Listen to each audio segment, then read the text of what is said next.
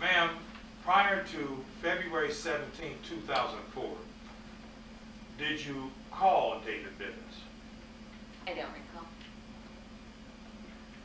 Looking at the exhibit of these, Exhibit 3, you recognize these as being your emails to Mr. Bivens. Can you tell me whether or not these emails were the first contact you had with Mr. Bivens?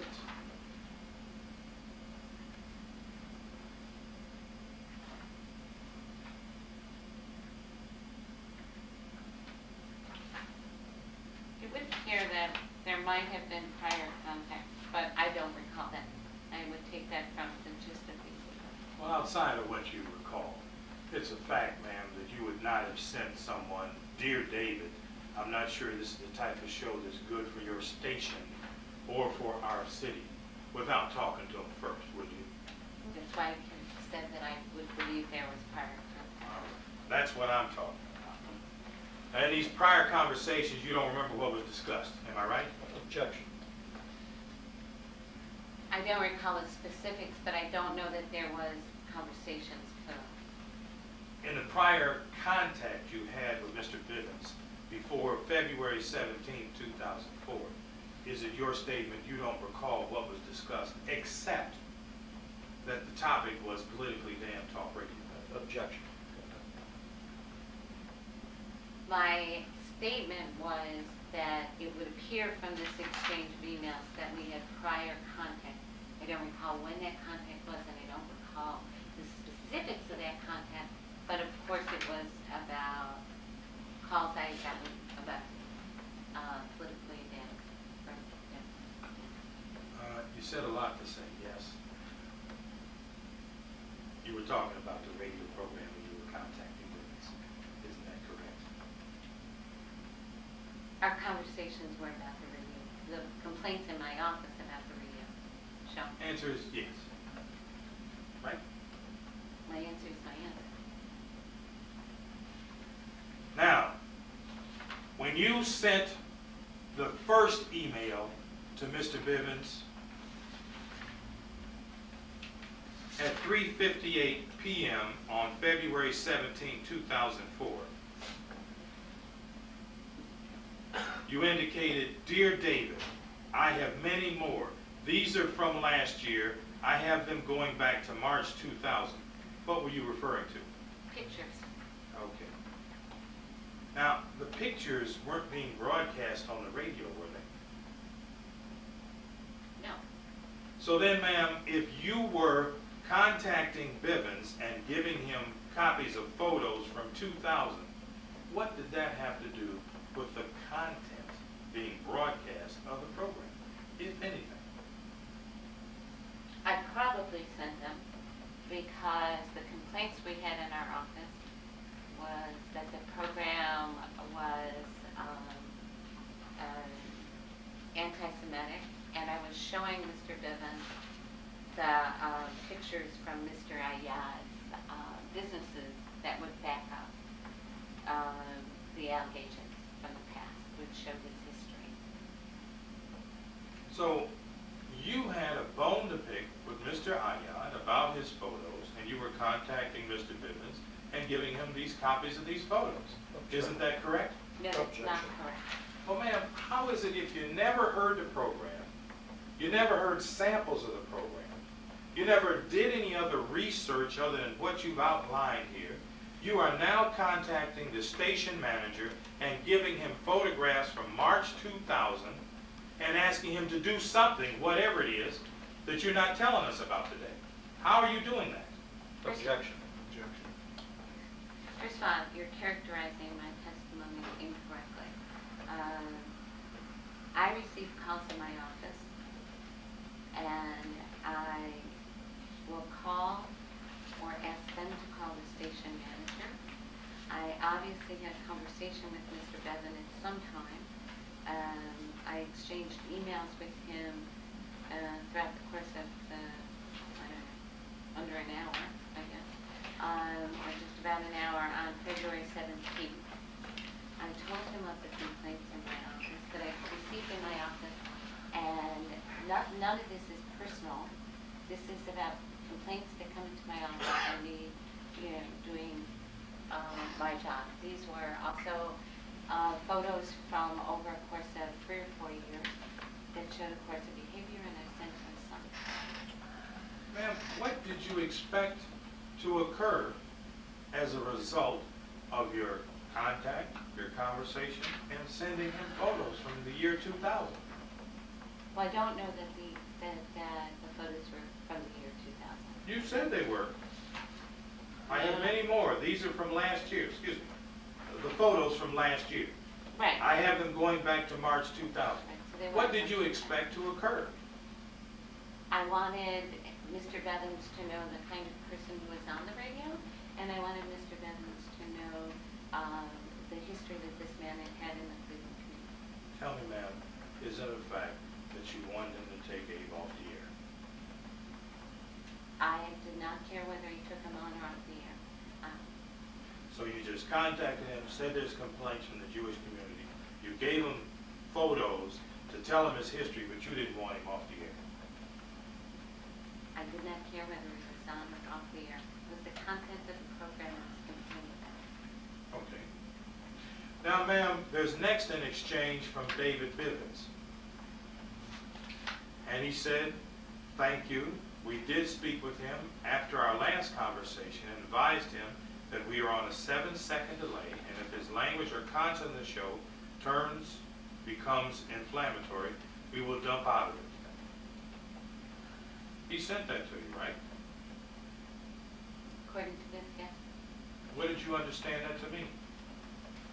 Objection, the words speak for themselves.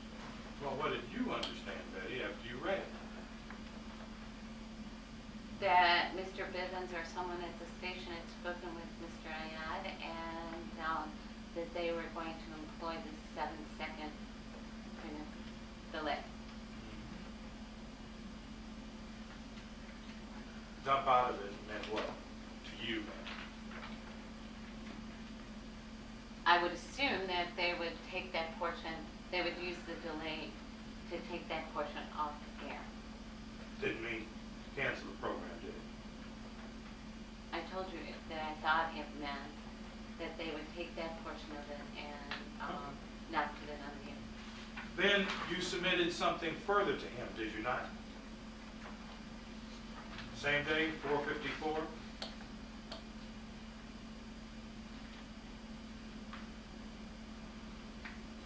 Should be 4:49 first.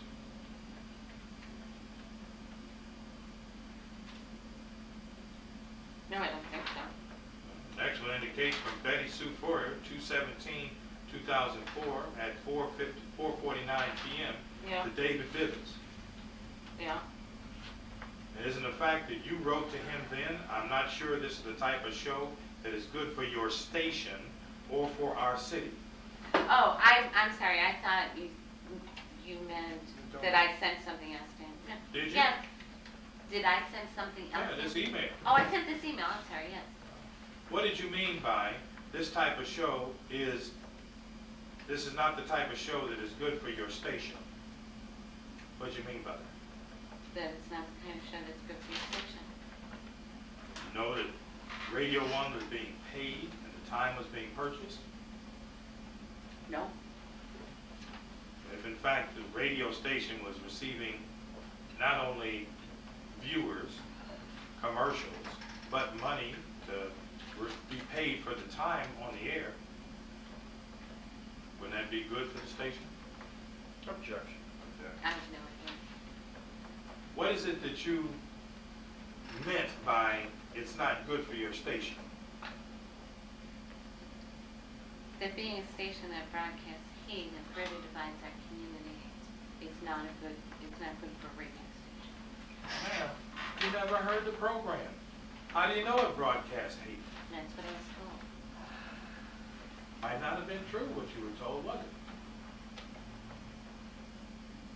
I've never heard anything to the contrary.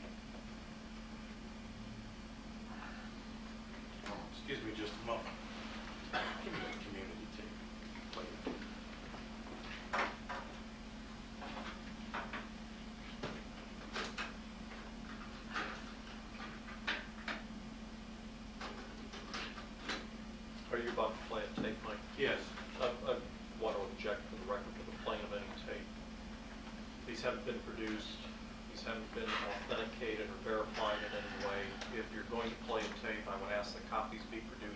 counsel in the room, along with a transcript of it? You can ask. I've already told you. You can have the entire program broadcast. Every tape that we had, they were created by your employees on your equipment and provided to us. And I've indicated to you, you can have every single one of it at $9.95 a tape. And you've already told you can come over and listen to anything you like and have a full opportunity to copy anything that you care to. And I continue to give you that full opportunity. So to object to it at this point is a little bit disingenuous. And prior, Play it. for the record, before you play it, would you be so kind as to identify what it is you're playing? I sure will. I have excerpts from the program Politically Damn Talk Radio that are played over there and broadcast on WERE. The dates and times are kind of on there, and will give you an indication during an active, on-the-air broadcast of the program.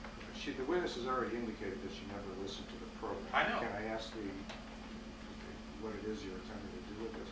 She has indicated specifically that the content broadcast had no service to the community, offered no benefit to the community, and I am paraphrasing, but that's what she's saying, that it was broadcasting hate. And you're attempting to introduce partial excerpts from programs to refute that? No, sir. I'm simply going to ask her to listen and tell me if this is what she meant by broadcasting hate. Go ahead and play it. I object to the whole process. I name the objection is no. I know, additional objection, since no foundation has been laid. I understand. Is that right? All right, we're going to Bernie on line 1. Bernie, welcome to Politically Damn, my man.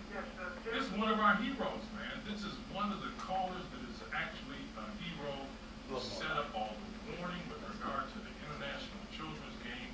He warned and cajoled and did everything he could to make sure that he did all that he had in his power as we could help to make those games safe for all of those children here. Bernie is really a great guy, and I really appreciate you calling us and being one of our regular callers. Thanks a lot, Bernie. We like you, man. Come on. Actually, it's the 19th of August, and this is Mike Watson calling from Politically Damn, WERE's talk radio, here in Cleveland, Ohio. Actually, I'm calling the famous Sam Forward III from the Cleveland Plain Dealer. How you doing there, Sam? I'm great. I don't know anybody that thinks I'm famous.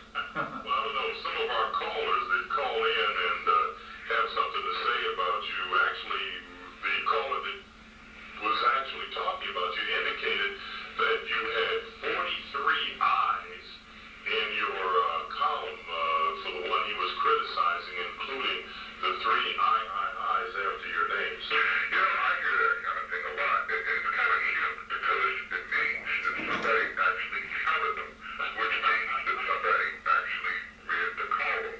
And that's a good thing. You know, that's a... And this is, if you haven't heard specifically, Sam Forward from the Cleveland Plain Dealer doing an interview on our program. And Mike, just another objection. Why are we listening to this other than wasting our time? What is this supposed to prove? Thank you. Are you going to play every tape for the entire year that you're on the radio? Well, listen, they were kind of ragging on you a bit, and, you know, when I called you, I was just, actually, I thought I'd get the voicemail, let you know that that was up. I was going to send you maybe an excerpt from the show. We are on every single day on WERE, and we kind of generate a little bit of controversy. I'm not sure if you're aware of us. I am aware of WERE. I've done some of the shows over there. Oh, okay. Well, fine. Well, our show is Politically Damned.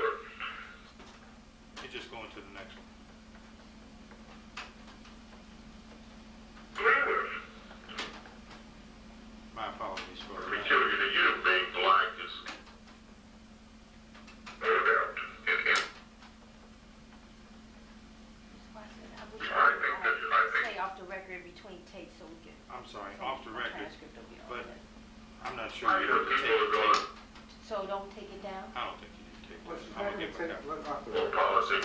Sure. If she's not gonna take the tape, then there's no foundation for your questions based So, on the tape, in which case we Take shouldn't be the tape. doing this.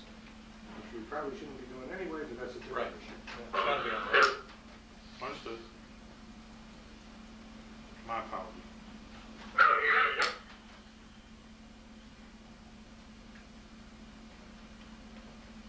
Dress. For riding in the plain dealer. I didn't know that excerpt was that long. My apologies. It's not the court. The court is. Mike, are you gonna play the excerpt where you or Abe are asking your listeners if they know That's the what difference you're supposed between to. a When Jew I and a went pizza? down to, If what? Are you gonna play the excerpt where you So or we Mr. are Ayad asks the listeners if they on know the difference between a Jew I'm and a sorry. pizza? That's definitely what you're supposed to. when I went down to City Hall and I stopped painting, Mhm. just so the unions can have a shot at speaking to the council, because up until then, they weren't allowed to speak at these For the record, council this is not meetings. San All they Polo used to anyhow. do No longer is San go up Polo. there This and is just Abe Ayad. stand around. Now, this is, public record. Anybody who wants to go get it, go get it.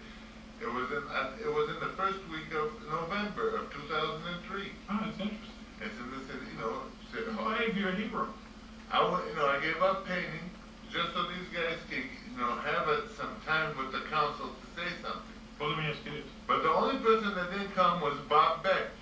Hmm. He was the president of the police union, right? So he didn't get to speak, and they got cut.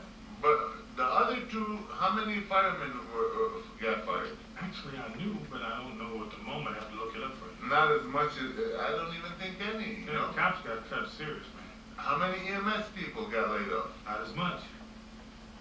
You know what I mean? So, obviously, we had an impact. We sure did. The only people that didn't, and you get one guy who's Bob Beck, he don't give a rat's butt about these people and all these other officers out there doing, But do you think that they still paid that lawyer they had that missed the statute to make sure they were on the upcoming ballot? Let's add Jimmy Love to this conversation. Jimmy, welcome to Politically Damned. How you doing there, Jimmy? I was calling for Mr. Abe, that's my buddy. Hi, Abe Barber. Politically speaking, you're a soaker, right? Jesus Christ, Mr. Beck, all those type of people, they're just commodities in a sense. Yep. And Abe, you know that. Abe, since you came to the community, this is just me speaking from point one. You have did things in the area there on bigger than Cedar. People love you, they love your attitude, they love everything about you. I appreciate it. Things you say are so true. Did you hear me? This is Mr. Love, your barber. Did you hear me? Yes, I hear you. And I know Mr. Molly. I used to do Mr. Molly's hair. I was formerly a barber and so forth and blah, blah, blah, et cetera, et cetera. From the Politically Tom, Damned. this is Hello, John. in How are memory you? of Tom Evans, who was killed in the line of duty, and they're having a spaghetti dinner at the Medina Fire Station in his memory, and they this is Dorotted from Mutilated in Minutes, and this track is called Mutilated in Minutes, Severed in Seconds. Anyone that wants to come down to the fire station, they can have a free spaghetti dinner.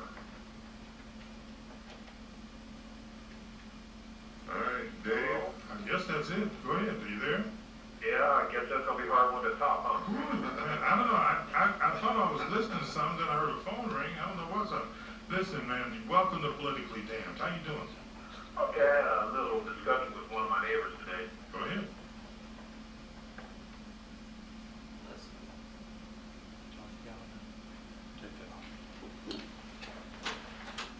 The tape you just heard is excerpts from the show. Did you hear anything that was hateful or contained hate within any aspect of was being broadcast on those days? No. Objection.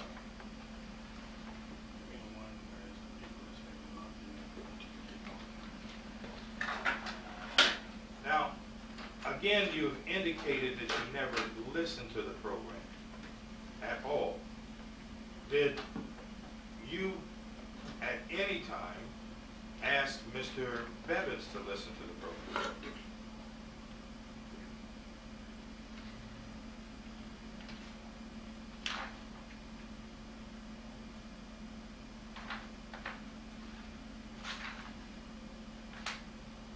I don't recall, and I don't see that in here. Well, at least on 2/17/04 at 4:54 p.m., he said, I will run a tape of this show, the show this week, and review it. Did he not? Right here. He did, but you asked me if I asked him to do that. Okay. I don't recall it, and I don't see it in here, so. So, did you have any contact with him after February 17, 2004? Yes. Okay. That one. Still with us, Wendy? Yes, I Same can. objection. Well, listen, I just want to, objection. thank you very much for the intelligence of the call. No, I and the just really opportunity to talk think to you. that it's amazing how you keep your cool, because that guy's truly, truly offensive. But yes, I'm Who glad. you talking about, Abe? Is that it? Oh, that weird guy who calls himself Billy Bob, and he calls himself all these weird things, weird names, or just, different name all the time. And really, We're changing Watson to Watson Herford. You guys are going to promote me for real. You know what? He's insulting to everybody. That's what I can't figure out. He's insulting to Mike, but he's insulting to Abe, and he's insulting to Herford. I mean, what's the problem? He just hates anybody having a talk show, or what's the problem, It's Archie Bunker reincarnated.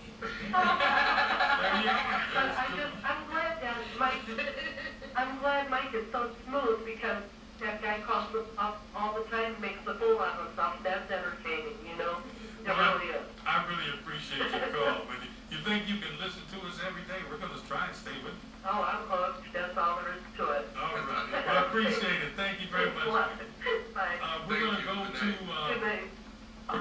Dave on Mark has to say on line 2. Welcome to Politically Damn. Mark, you there? Hey, how you guys doing? Hey, Mark, what's happening? Nothing much. You guys have a great show. I really enjoy it every Friday. Thanks.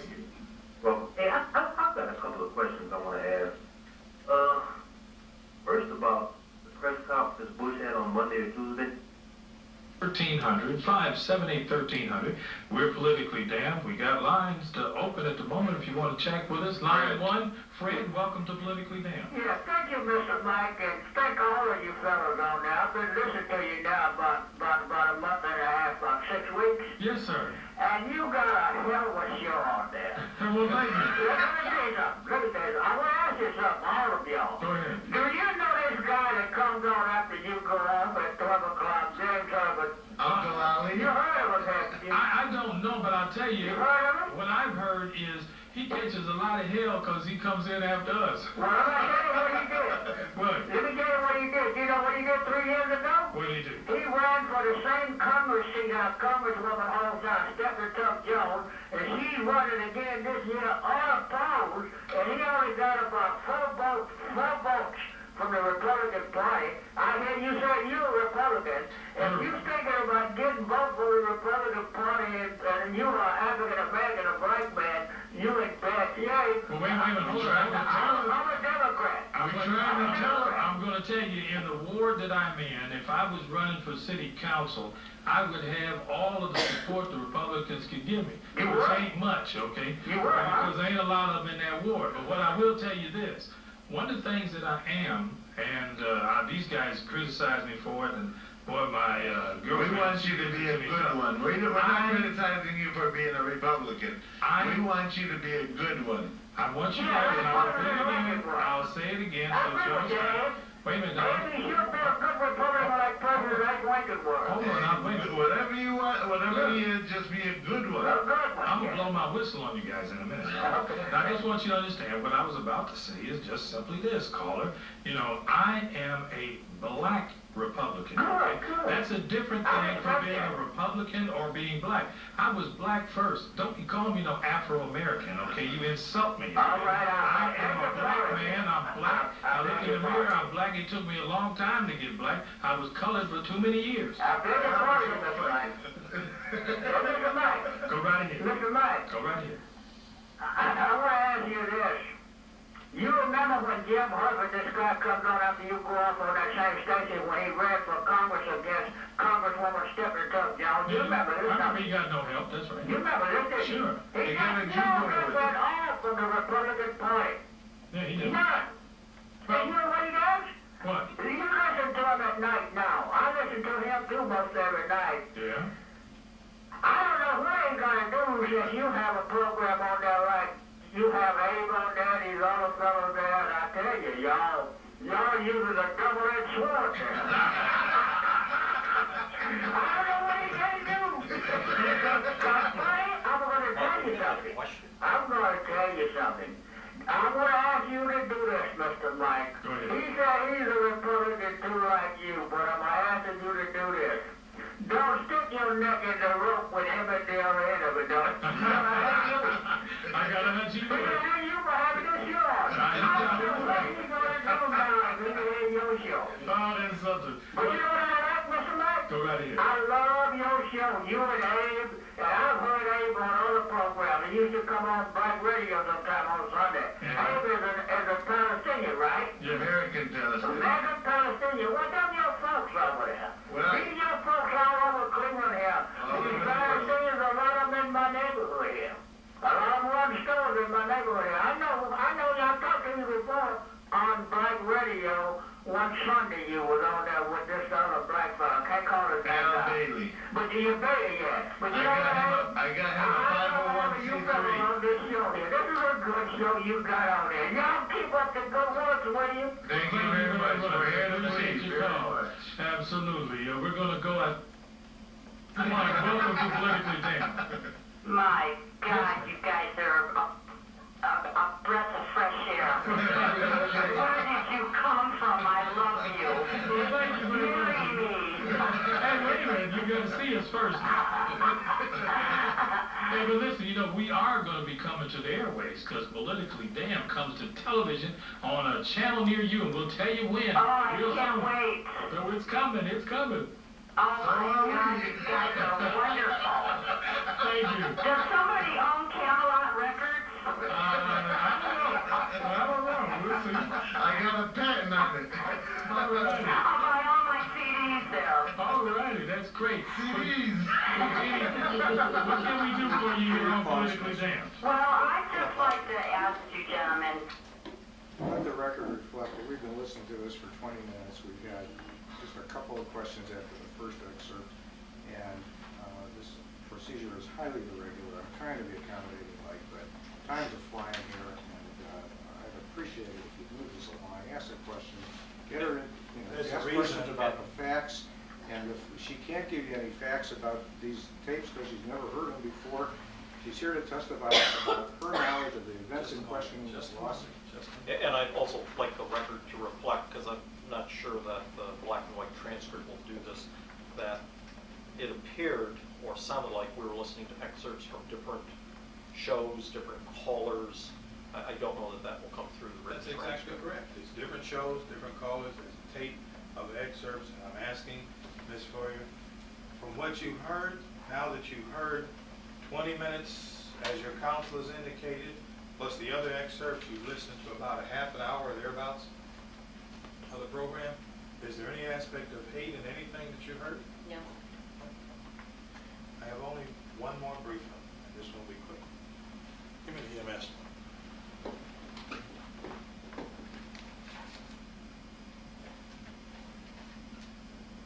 While he's setting that up, ma'am, would you agree with me that the police and firemen appearing on a radio talk show would be in the community interest?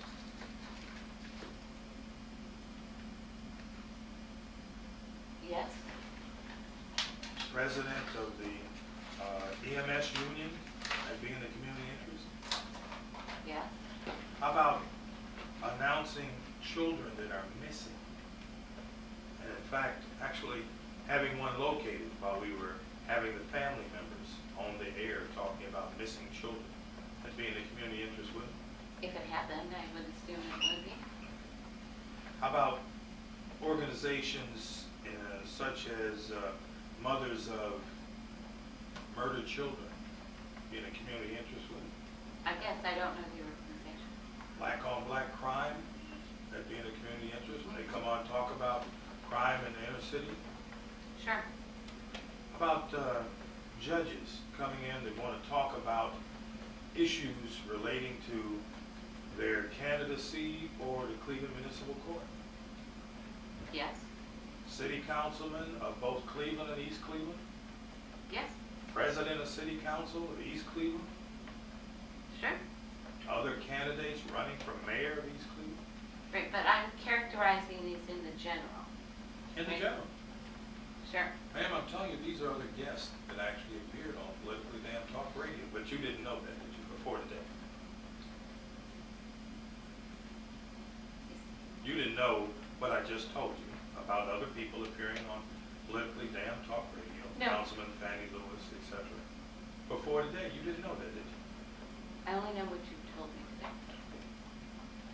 Well, what you've heard today, Sam Fullwood from the Cleveland Plain Dealer, and of some hilarity, there's others that you could certainly have at your discretion, Mr. Walker.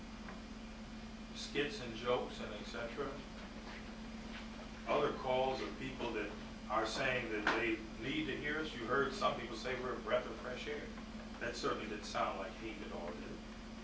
Objection to this whole line of questioning, you may answer. In terms of what you've heard today, what you know today. No, I heard nothing. Okay. Now, ma'am, considering what you've heard today and what you have been told today, would you still characterize Politically Damn Talk Radio as containing hate speech? Objection. I don't believe that I said that Well, or characterized it that way. I think you did say that. This was, callers told you that it was hate speech. And they were upset. No, callers called to complain about the content. I don't believe they ever characterized it as hate speech. I see. So if they're complaining about the content, they never said it was hate speech, but you are in touch with Mr. Bivens with regard to having the program either terminated or dumped in some kind of way in February without ever listening to it. Objection, argument, there's no question posed to you, so. You never finished.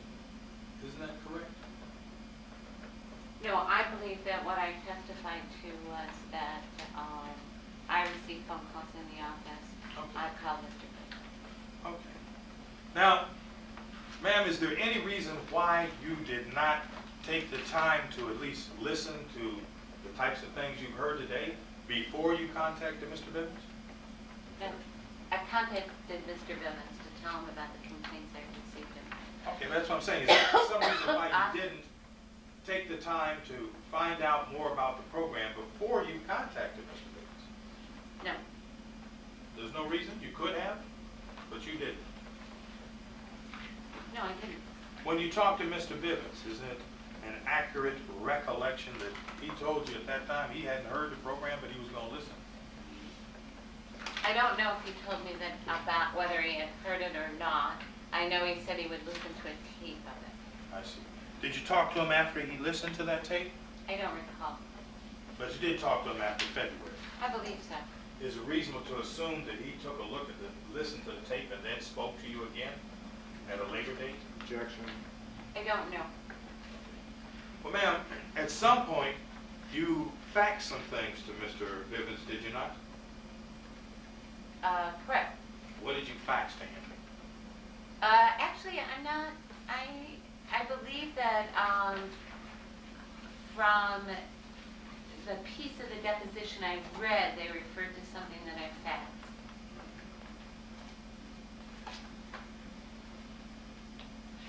Do you recall faxing anything to Mr. Bivens on or about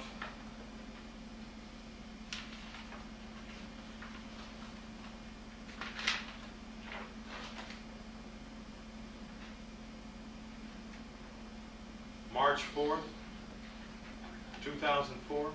No, I don't have an independent recollection of that. Well, is it your statement, ma'am, that you were not trying to get the radios to cancel politically damn talk radio? Correct.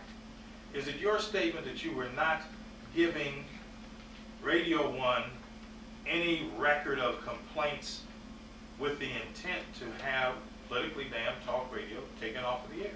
Correct. So any action that resulted in politically damned being taken off the air was solely Radio 1's idea? I have no idea. But it wasn't your idea. But that doesn't mean it was somebody else's. Well, I that's have it. no idea. Whatever it was, it didn't come from you or any contact you had with them or anything you said to them. Right? Correct. I was recording what came into my office. And did you ever tell them that you intended to file an objection to their license? No. And you never gave them anything in writing with regard to that, correct? In regard to what? To canceling their license. No. Can I have this one marked?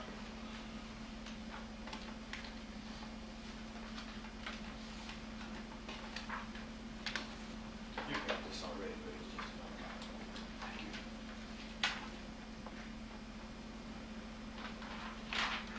What number am I at now? 4. Ma'am, taking a look at One second, I want to. Exhibit 4. If I may, can I take a look at it first? Oh, sure.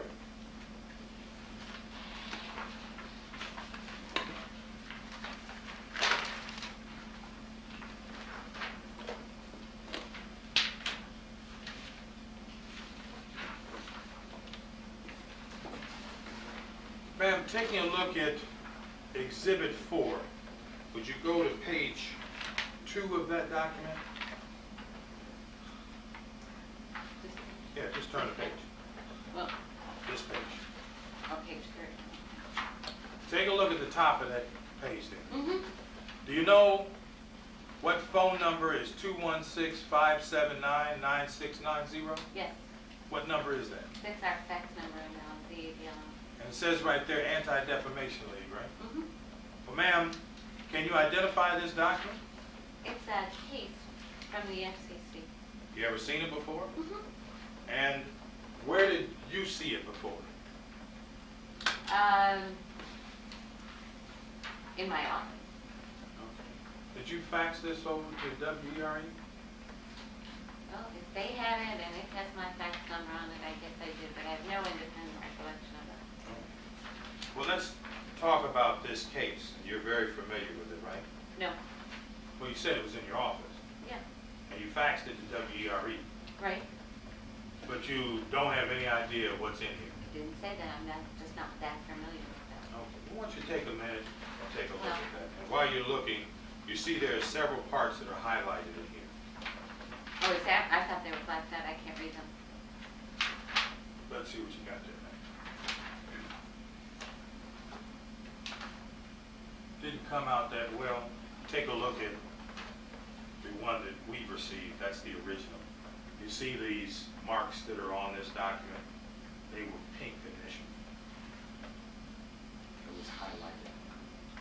Was it highlighted like that in your office, ma'am? I haven't seen this document in my office in a long time. But if it was pink on the original, you said? I think so. Well, then it couldn't have been highlighted from my office. Okay. Because it wouldn't have come through the fax machine pink. This is the original we have there, ma'am. You see that one? You don't see it pink at that time, but if you use yellow highlighter, it don't show up on there. So that's why I assumed it was pink. I have no idea. Could be blue. Could be I have blue. no idea. Could be blue. Green? Could be green. It wasn't yellow. Now, if you take a look at the highlighted elements of your original there, ma'am.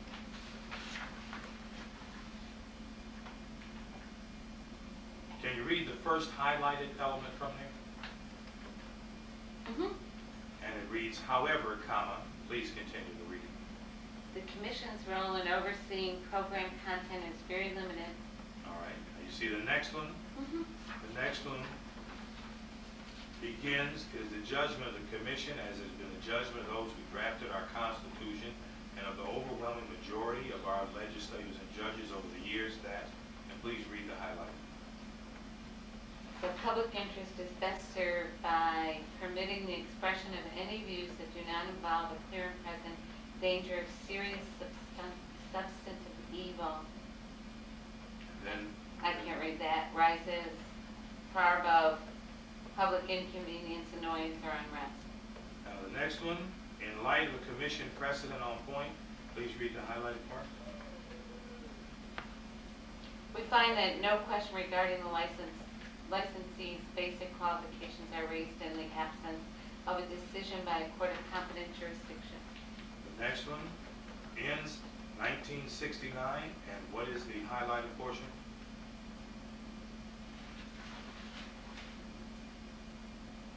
Speech becomes illegal advocacy when directed to inciting and producing imminent lawless action and is likely to incite or produce such action. And then lastly, on the last page, that allegedly advocates or incites violence, comma, in the highlighted part.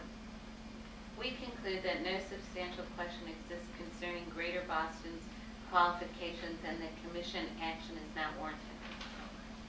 Ma'am, the copy that is in your office is highlighted in the same fashion as your original. May I have it? I have no idea. But you didn't highlight it. I have no idea. Don't know But you if did it's send it to WERE. It would appear so. Ma'am, at that time, were you contacting WERE, then claiming that politically damned talk radio was inciting violence? No. Isn't that why you sent this copy to WERE, alleging the content of the program was likely to have the station's license in jeopardy? No.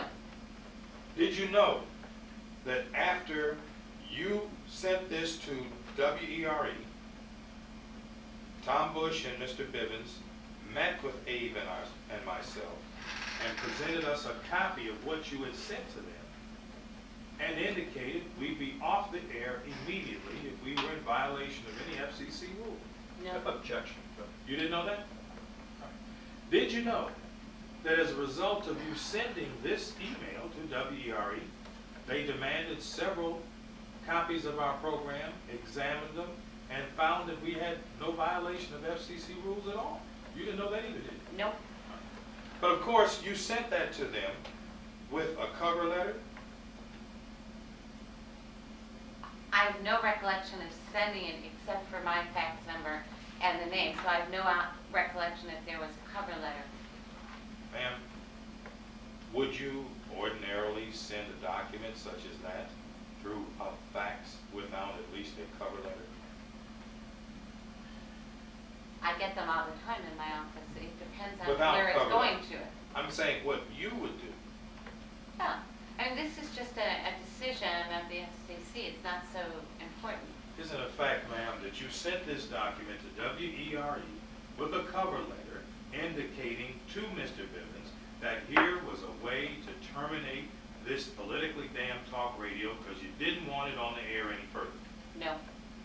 And your callers into Anti-Defamation League didn't want it on the air any further? I don't know what the callers want. I know Well, they're if you didn't complaining. know, what did you tell Mr. Bivens about what they wanted? I told them about the complaints that I received. So even, ma'am, after you sent this legal determination, which was a basis of at least a challenge to a station's license to WERE, you had no meaning, you had no idea that this would affect our ability to continue to broadcast. That's your statement? No, you're mischaracterizing what I've said. Well, you correct me. I sent this to them. I don't know if there was a cover letter or not, and I did not request nor did I want determination based on that. Okay, so you just sent something to them indicating a challenge to an FCC licensed broadcast station could be made based on inciting riot or something like that, for no reason whatsoever. This was the latest. It's far as I know, I assume there are more other FCC rulings since 2004. This was the latest FCC ruling on the definition. I sent it to the radio station. Well, ma'am, you're not an attorney, are you? Yes, I am an attorney. Okay. So were you in some representative capacity of Radio 1 or the station? No, So, I mean, you're licensed in the state of Ohio? I am licensed in the state of Ohio. Okay. And ma'am, as an attorney, you sent, are you telling me you sent this fax, but you did not keep any cover letter, copy of any cover letter?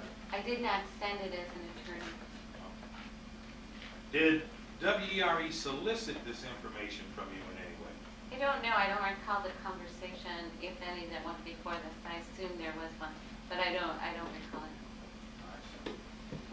By the way, as an attorney, I'm assuming you're also a member of the Cuyahoga County Bar Association, are you not? No, I am not. Okay. Ma'am, with regard to this legal opinion, what was your intent as a licensed Ohio practicing attorney in sending it to WERE? Objection. She already stated she didn't send it as an attorney. I asked her what was her opinion. What was her purpose? Excuse me. First of all, you've mischaracterized who I am. I am not a practicing attorney. I am on inactive status. I do not render legal opinion. Okay.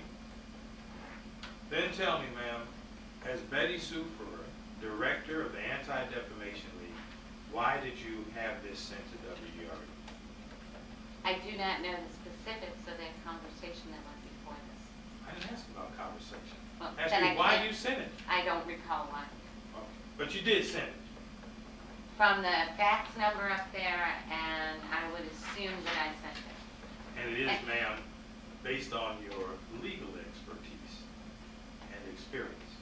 It is a basis for terminating a FCC broadcast license. Is it? Objection. She's not here to testify as a lawyer. She's here as a fact witness. Ma'am, what did you understand?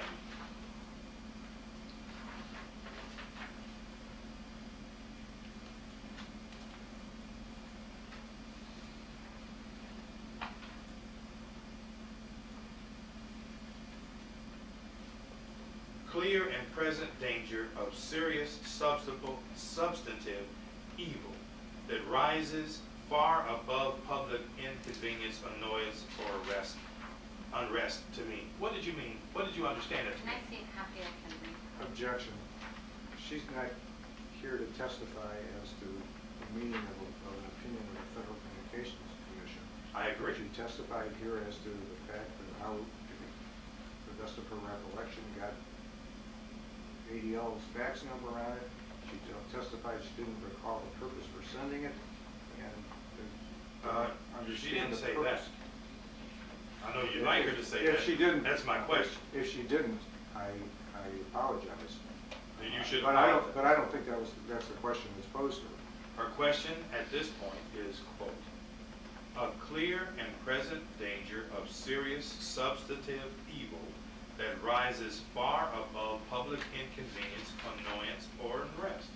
What do you understand that to mean? And I asked if I could see a copy I can read. Yes, it's right here, sure. It's the second highlighted paragraph. Well, I have no idea what the commission meant, and it's part of their judgment. My question to you, madam, is what does that mean to you? Objection. I don't know. So you don't know. So you were faxing out a legal opinion to WERE, not knowing what it meant, even to you yourself, without a cover letter that you recall, in relationship to a conversation that you don't know occurred or not, but you acknowledge it was faxed to WERE, Objection. Let the record for a reflect. purpose that you cannot tell us today. Objection. Let the record reflect that your use of the word legal opinion. This document is entitled, I believe, Memo and Opinion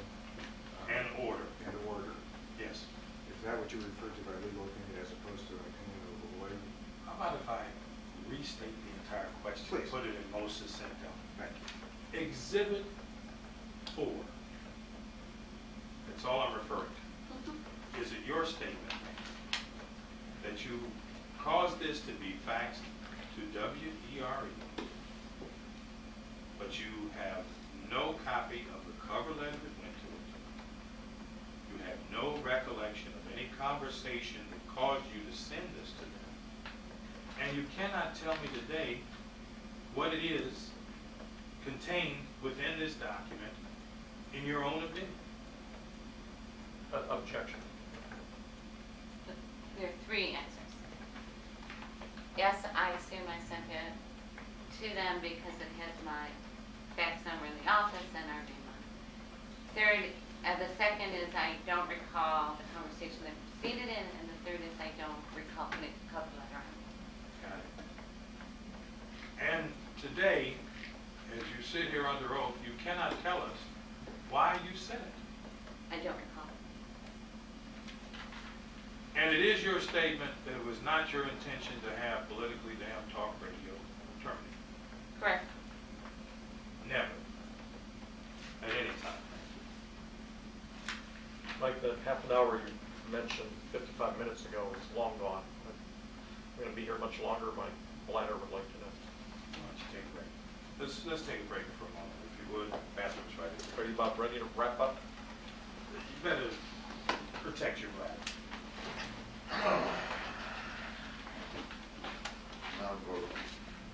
Where were we? Ma'am, from your file here, when you had issue with what Abe was painting on his wall, you contacted the Community Relations Department of Sunoco and talked to them about Abe. Isn't that correct? Someone in our office, I believe, did. Okay. So you went behind the scenes to see if you could have some effect on what he was doing by contacting the Sunoco people. Objection. Isn't that a fair statement? Someone in our office contacted. Well, now, with regard to politically damn talk radio, isn't it a fact that you likewise went behind the radio program itself to attempt to have our broadcast affected one way or the other? Objection. I have no idea what that question means. Well, let's try again. Isn't the fact that you knew the Anti-Defamation League contacting the radio station would have an effect on our ability to broadcast? No, it did not know that.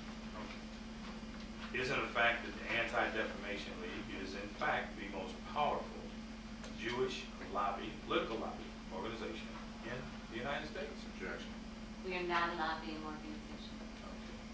Okay. Isn't it a fact that it is the largest political organization? We're not a political organization.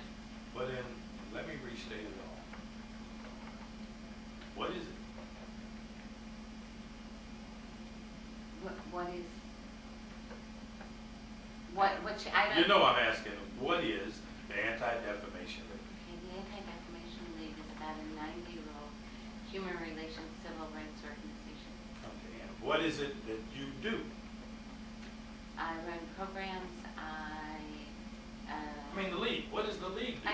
Well, the league runs community programs. They run anti-bias programs. They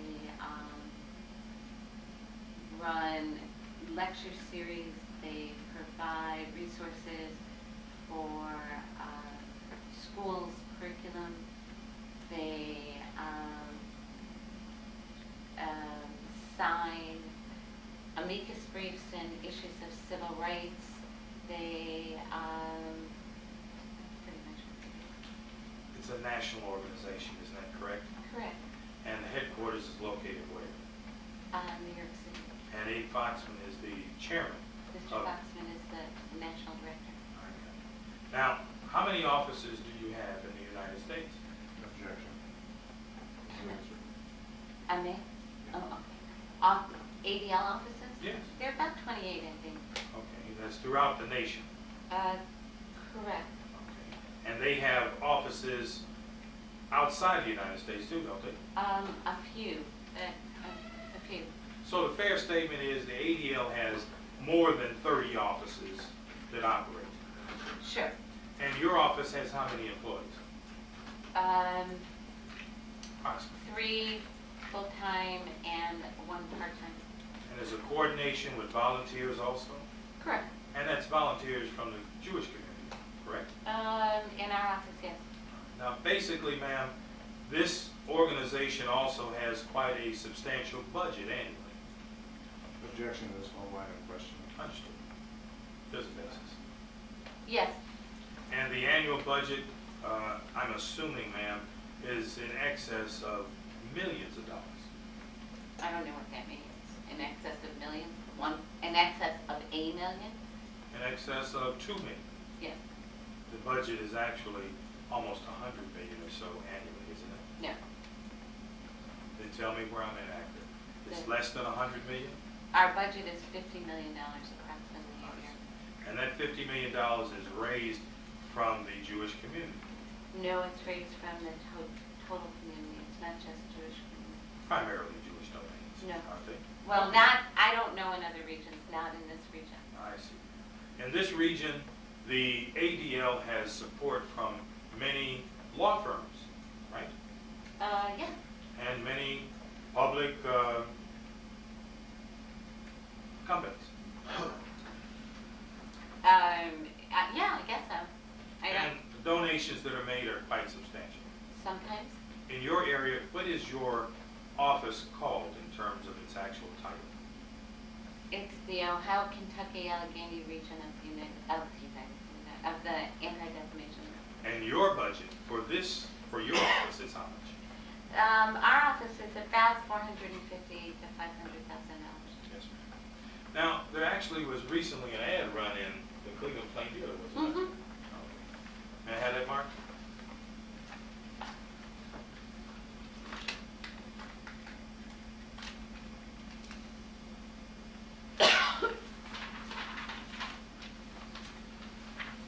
You have an extra one on that one? Oh, I'm sorry. Yes, I do. Oh. Oh, sorry. Let me have that one there. Just at the top, the ad. There you go. It was in the original form. It's a full page ad. This is just reduced. Ma'am, showing you what's been marked as Exhibit 5. Those 2 pages, are they identical to the ad that ran in the Cleveland Plain Dealer Sunday, January 29th? As 2 pages, previously 1 page. Yeah, I think so. Okay. Now, ma'am, with regard to that ad, that was an ad of persons that supported the Anti-Defamation League. Corporations, yeah. And the Protectors of the Torch was a particular category of benefactors to the ADL, am I correct? Yeah, they're broken down into financial categories. And Protectors of the Torch donated how much to the ADL? I can't remember the categories. I can't remember the categories. Isn't it a fact that those that donated at least $50,000 were the Protectors of the Torch? No. Okay. Were that they were. But that I can tell you not. And that those who donated $10,000 or less were torchbearers? I can't get the specifics, but I think the top, when I say the specifics, I don't remember the breakdown. The top was going to be about 20,000. And the torchbearers were 10,000 or less? I don't know the specific breakdown. And the standard bearers were 5,000 or less? It could be, I just don't remember the breakdown. And the supporters being Benish Friedlander, Corman Jackson, Squire Sanders and Dempsey, and there are other individual lawyers too, weren't there? No, I don't think there are any individuals on this. Well, not on this page, but there were other individual lawyers that contribute to the Anti-Defamation League. Oh, sure. And do you know, or have you had any contact with the Cuyahoga County Bar Association? No. Okay, so there are no members of the ADL or supporters of the ADL that are also members of the Cobb County Bar Association? I have no idea. And then associate partners are the people who give associate partners are those who gave the least amount. In this campaign, sure. Now, this particular campaign raised at least $1 million on behalf of the Anti-Defamation League. Less than $1 million. Correct. Do you know how much they raised? I think this particular campaign raised about $100,000. Well, the plain dealer didn't charge it for that ad. It was part of their donation. You got the free ad. Part of their donation. Would it be safe to say that the Anti-Defamation League is a organization of influence in this area? I don't know what you mean by that, so it's very hard for me to characterize it. Well, it is an organization, yes? Correct. Does it have influence in this area? Objection. Influence to do what? I don't know what. We know what the word influence means? Yeah. Okay. What do you understand the word influence to mean? It means that you have sway. Okay. People may listen to what you have to say, or people may hear what you have to say and do the diametric opposite. The ADL has sway with Howard Hanna, does it not? No, we don't. I think because people or corporations would give us money, I think it is incorrect to assume that we have influence with them. Do you have influence with Howard Hanna? No. They just gave you $20,000 and you have no influence with them. I actually cannot tell you what each individual person gave to That's this not my campaign. question, then. I ask you, does the ADL have any sway with Howard Hanna, Medical Mutual, National City, or the plain dealer? No. Okay. And it has no sway with Developers Diversity, Key Bank, Cleveland Clinic, Vintage Freelander, any of these people listed in this ad, do they? No. Okay. With who does the ADL have sway? Objection. Objection. I have no idea. So as the director of the ADL, you are telling me you have no idea who the ADL has influence with? Correct. I see. Certainly, ADL has no influence with Radio 1, do they? None. None. Okay. And your call to them initially was only for the purposes of reporting, but not with the intent to exercise influence on it. Correct. I see. And your submission of other records to the Radio 1 was not intended to influence them either, was it? Correct. And the submission of the photographs was not intended to have any influence on it, was it? No. And your submission of the FCC opinion, memorandum of opinion, Exhibit 4, for specific, was not intended to have any influence on it, was it? Correct. And likewise, when Mr. Bivens, in his memo, said that he assured you that he does have a delay on the show and the board operator has control of dumping the show if they find it offensive or detrimental to the station, that was not because the ADL had sway with Radio 1, was it? Well, no. We don't have any sway with Radio 1. And when he put in his memo of 7/26/04 that you contacted him and said that people were calling her and they were upset because the show is negative to the Jewish community, that wasn't intended to have any influence on Radio 1 either, was it? Objection. Well, if you're asking me what his memo had to do, I can't tell you it's his memo. I got it. But certainly, you denied that you even said these things. Did you? No, I do not deny it. I told you I did not know specifics of the conversation. So when he said, I just spoke with Betty Sue Ford from the Anti-Defamation League of Greater Cleveland, that was, to the best of your recollection, accurate to the time that you spoke with him. Is that correct? if that's what he says in his memo. I have no independent memory of when that conversation happened. And by the way, when he reports that you asked if he would call you back, Ms. Bates, if he decided to terminate the show, that had nothing to do with the influence of the ADL. Is that correct? Objection. I don't recall the conversation, and you're reading from a memo that I did not write. Well, if he wrote on July 30th, 2004, that we received a call from the Anti-Defamation League and asked for copies of, quote, their most recent shows, that wouldn't be anything that the Anti-Defamation League was doing to have influence for Radio 1. First, I've never seen that Objection. memo. Oh, I'm sorry. I haven't seen that memo.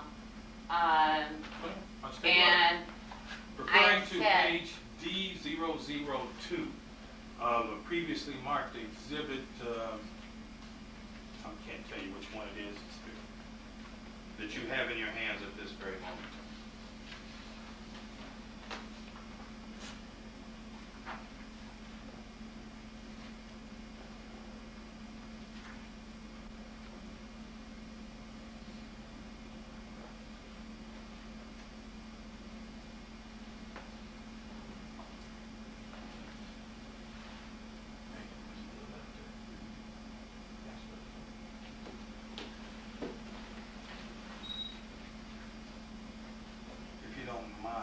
Those that I select, if there a problem, you send my secretary will make your color copies now. Are you going to ask her about them today? These, I was about to address a bit of them, and Okay. I want to have the copies made. Go ahead. There are, off the record, there are a bunch of them that are duplications. If they're what you're asking about are already duplicates here, you can have them. You don't have to have the copies made. I got it. We're not happy to help you to that extent. Well, I can do it that way, and everything that's in this book are excerpts from these smaller ones, maybe, isn't it? I don't know that that's true or not. I didn't analyze what's where. Frankly, I just grabbed them all today.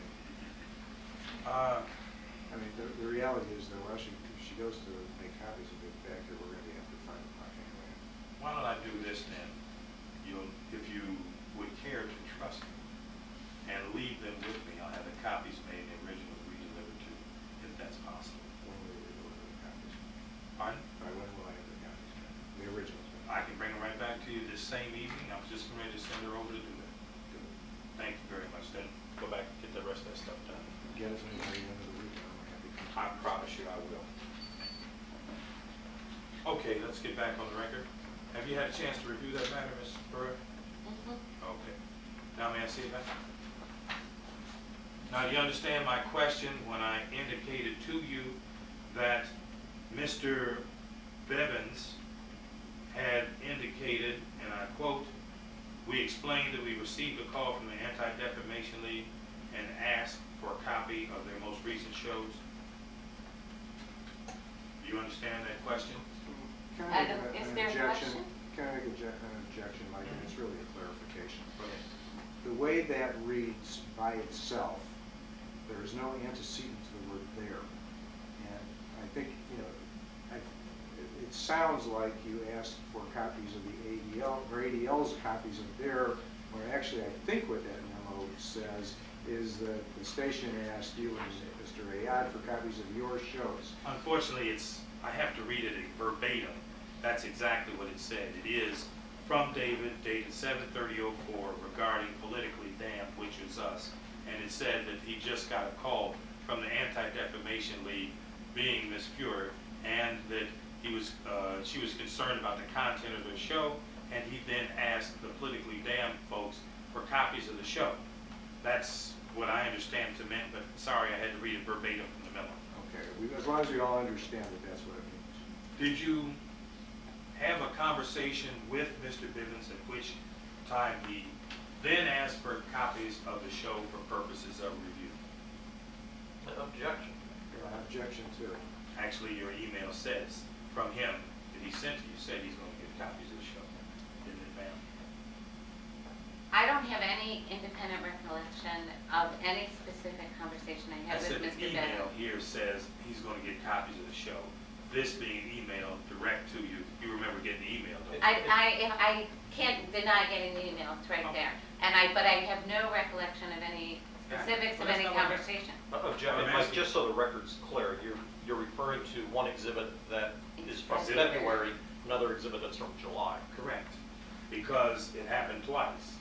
And every time Ms. Furr asked for or challenged the broadcast of the program, we were required to produce copies of the tape, and they were examined in February and in July. More than once, Ms. Furr, when you had these discussions with Mr. Bivens, we had to produce copies of the show, and it was reviewed. My question to you is, once Mr. Bivens reviewed the tapes, did you talk to him about what was on the tapes? Objection. Go ahead. I have no independent recollection of any of my conversations with Mr. Bennett. At any time, right? Except they were about politically damn talk radio. Except that she has already testified. Right. Except as previously testified. Right. Yes,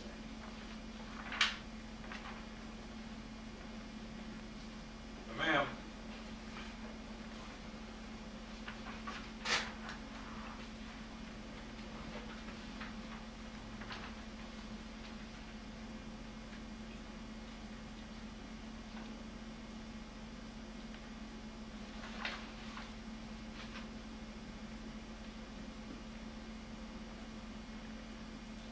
When you sent to him this type of show, I'm not sure that this type of show that is good for your station or for our city in February, did you have that same discussion with Mr. Bivens on or about July 2004?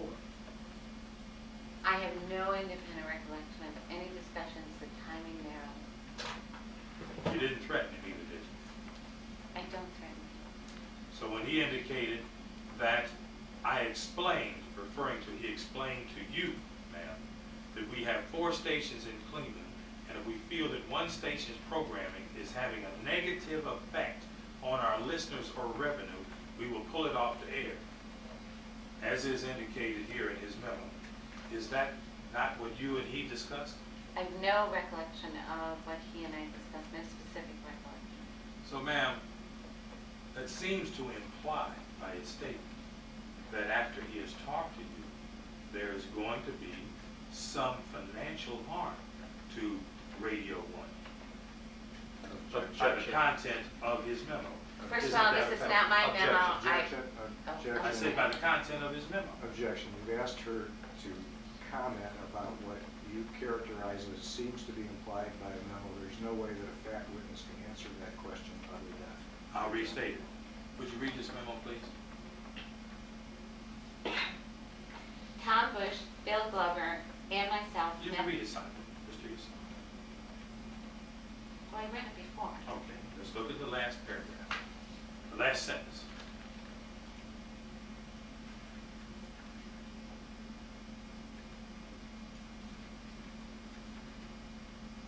Yeah. Okay, can I see it?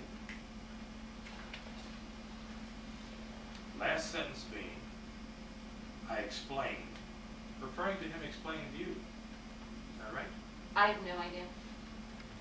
I explained that we have 4 stations in Cleveland. We feel that one station's program is having a negative effect on our listeners or revenue. We will pull it off the air. We gave them a warning. This is in relation to his discussion with you. I have no According idea. to his memo. Objection. According to his memo. Is there a question posed? Yes, ma'am. Yes, sir. Objection, Mike. Did you discuss? I don't believe that's a fair characterization. I'm just I reading believe it. that refers to his discussion with you. Previous word is, they explained they would like to talk with Betty Sue regarding the show, and if someone has a problem, they should call. Ma'am, at any time, did you have a discussion with Mr. Bevins with regard to the listeners or revenue to the 4 stations that they had in Cleveland? I don't have any specific recollection of my calls with Mr. Bell. So you may have made such a discussion, is that right? You No. just don't remember whether or not you I made don't that discussion. recall any of the specifics of this conversation. Do you recall specifically that you did not have that discussion with Mr. Bivens? I don't recall the specifics of the conversation. I got it. So you could have said that to him, isn't No. that right? Okay. I don't recall. And you could have demanded that the show be off the air, isn't that right? No. And you could have indicated that it was negative to the Jewish community, could you? I would have given the complaints from the people that called my office to Mr. Bevin. Well, you gave them to him, but you didn't keep any record of it. Right? I already testified that I have no record.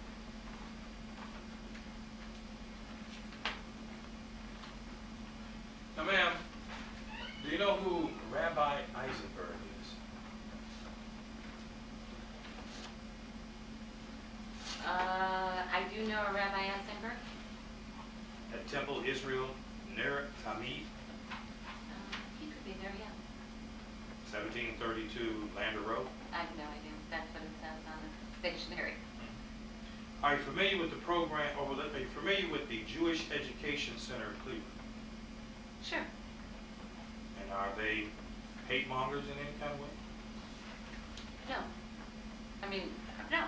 They're an educational organization. And in fact, they are serving the Cleveland community, are they not? Yes.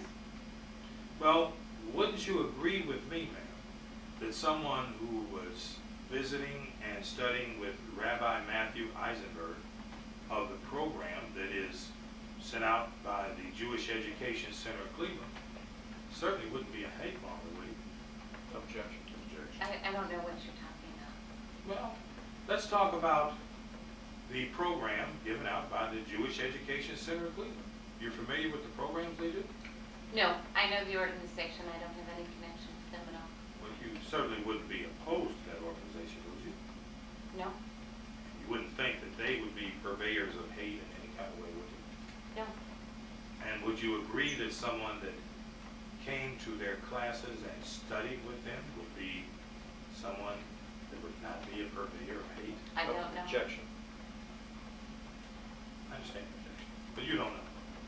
I don't know who studies with them. Okay.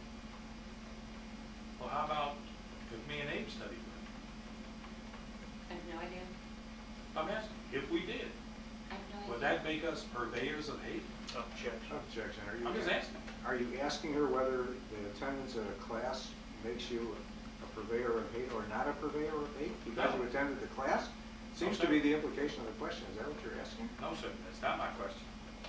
My question is, ma'am, if in fact Michael Troy Watson and Abe Ayad attended a taste of Judaism being taught by Rabbi Matthew Eisenberg at the Temple Israel near Tamid at 1732 Lander Road, would that be an indication that we were not purveyors of hate? In your opinion? Objection. In my opinion, it would be an indication of nothing. So that would be of no value to you, as to your opinion. We went to a class.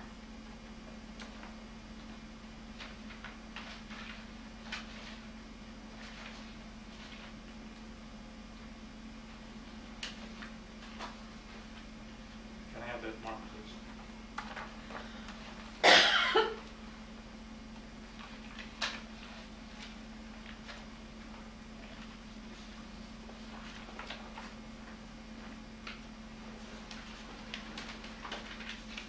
Take the time to read it, please. Do you have an extra copy of that? Sorry, I don't. Well, there are a couple of copies here, but Uh, they're different. It's just a cover letter and the report of my experiences. Can you make a copy? Sure, I can. I can take it right away. Let me go off the record for just a moment.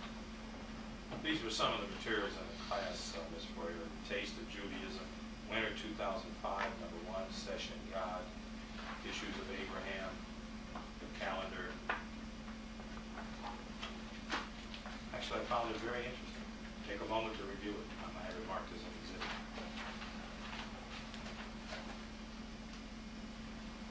Finished? Uh, You want I don't some? know what you know. I was just Fine. saying, take a minute to read it. That's All what I right. was saying. Okay.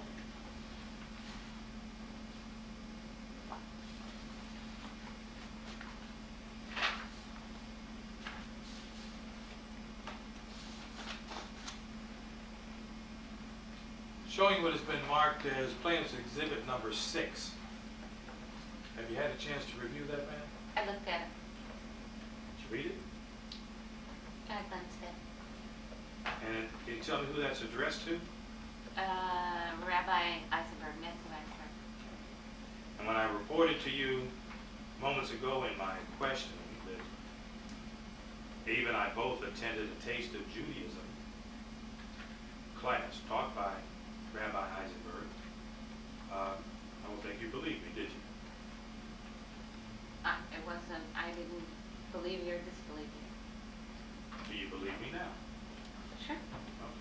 And in reviewing the short story or essay that I wrote about my attendance to the class, did you happen to note my experiences there at the class? No, I didn't read the essay. I didn't read it. Yeah. Object to the relevance of the client questioning. Did you read where I wrote to the rabbi, "Thanks again for your kind hospitality, and please let the ladies' auxiliary know that the pastry was absolutely delicious"? Did you read that part from my letter? Well, that didn't sound too much like Abe, did it? Objection to the In your question, opinion. to the relevance, to the whole line of questioning. Understood. Mike, since I don't have a No. copy for the record, can you tell us the date of the letter? The date of the letter is February 7, 2005. That didn't sound too much like Abe, did it? No. Would you agree with me, ma'am, that to at least the extent of the attendance at this class, both Abe and I were serving the interest of the Cleveland community? Objection. Your opinion, ma'am, go ahead. You went to a class? Doesn't that serve the Cleveland community? Sure. Every bit of education helps. When I wrote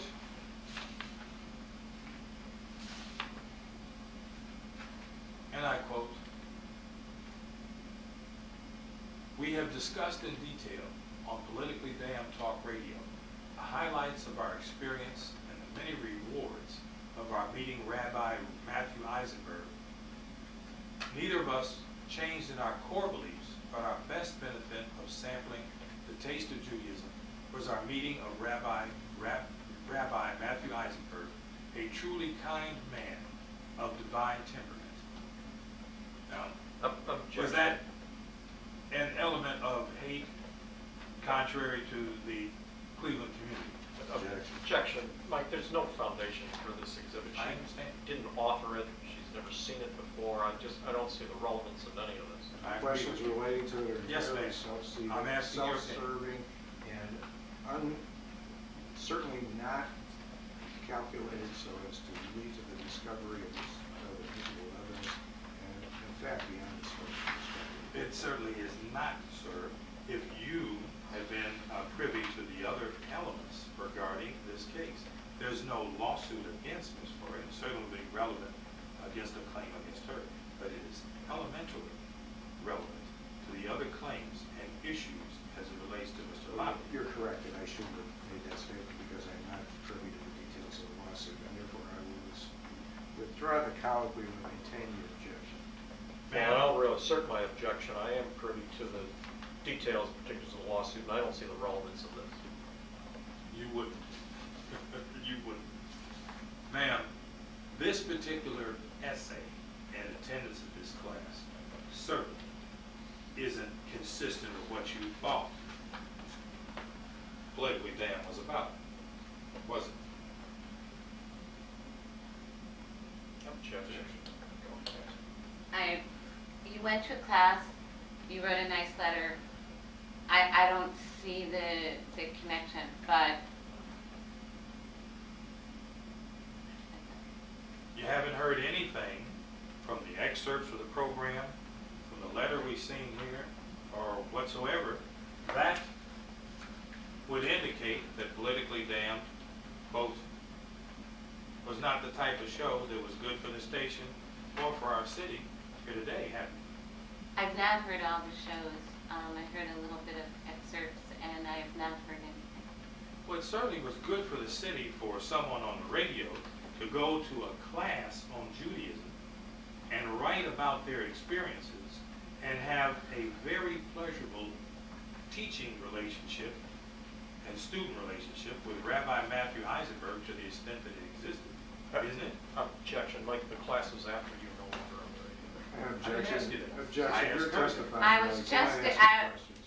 I was just gonna say, I don't know when you left the radio, but I think there's a discrepancy before. That's Well, gonna- he wanted you to know that, that's why I said. No, but I already was going to ask you the question. because But I'm it's saying, whatever it something- is, it was broadcast on Politically Damn Talk Radio about the show and the experience.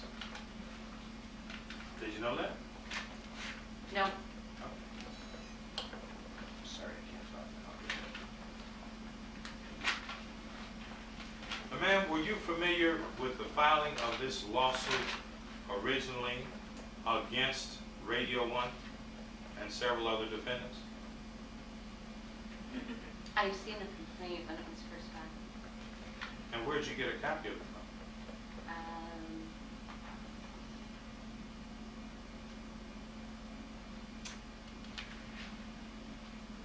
I don't know. I don't know how I first heard about the lawsuit. I may have read about it in the paper and asked the clerk to come to the court to send me a copy of the complaint. But I believe that's how it happened, but I'm not entirely sure about that. Well, you weren't a party to the lawsuit. Public record. I didn't say it wasn't a public record. I said you weren't a party to the lawsuit. What interest did Betty Sue Foyer personally have with regard to this litigation, if any? No. Then, ma'am, if you are making that request upon the court to produce a copy and have it sent to you, what interest did the ADL, Betty Sue Foyer, director thereof, have in this lawsuit? We had no direct interest. I read about it in the newspaper and was interested in it. I think that's how I heard about it, and I could be wrong. So when you got a copy of the lawsuit, whether you read about it in the paper or not, was that before or after a hearing in this action? I have no idea. When you got a copy of the lawsuit, did you have any discussion or contact with any Radio 1 people after that? No. Did you talk to your lawyer after that? No. Did you talk to any other representative of Radio 1 No. after that? So you just wanted to know about the lawsuit. And I'm assuming that since the time that you got the original complaint, you have had other information presented to you with regard to this lawsuit. Beyond the subpoena you sent me, no. Now, once you read the lawsuit with your legal experience, did you understand what the lawsuit was about? I believe that I understood generally. I didn't practice communications law. Okay, but you could read and determine it was a contract issue at least. Mm-hmm. And do you know anything about how the program got canceled? No. Did you know whether or not your name was actually mentioned in the lawsuit? When I read it, I saw my name. Did you speak to anybody about it, indicating with regard to your name being in the lawsuit? Speak to anybody about it in what About regard? this lawsuit? In what Had your regard? name on it? I probably spoke to a friend about it, but Which friend is that? a friend, Judy Shafran. Okay. Okay, a good friend. JUDYSHAFRAN. Is Judy a lawyer? No, Okay. Just a personal friend? just a personal friend. Does she work at ADL? No, What did you say to her? I said, you're not going to believe that I've been called a Jewish terrorist in a lawsuit. Well, it did say that someone had contacted WERE, and based on that, the program had been canceled. Correct? I I don't recall the specifics in that complaint. Well, you do recall that you were referred to as a terrorist. Right.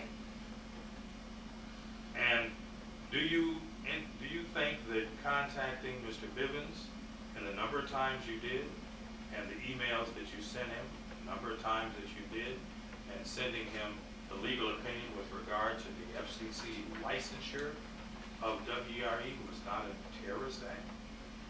First of all, you're characterizing my actions incorrectly. I sent nothing to get any radio program canceled or nor to threaten WERE.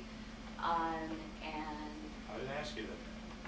I said, don't you think that you contacting WERE and the phone calls that you did and the emails that you did and forwarding to them the legal opinion with regard to their licensure issued by the FCC, don't you think that was a terrorist act?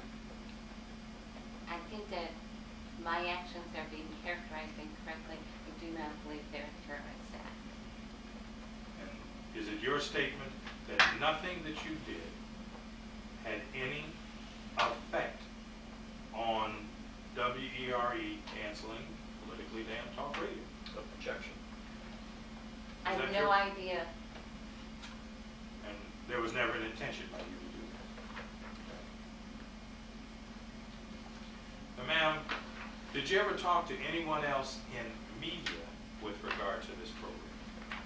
In regard to Politically Damn Talk Radio.